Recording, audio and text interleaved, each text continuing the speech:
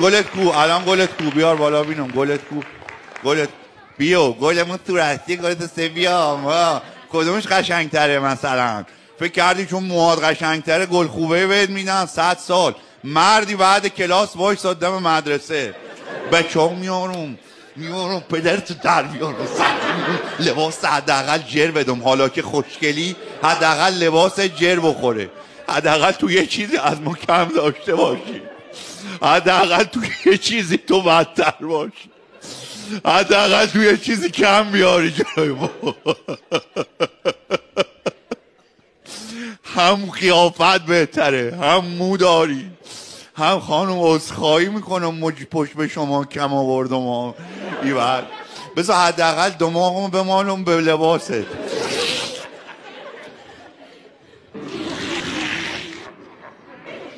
خیلی بی‌وجدانی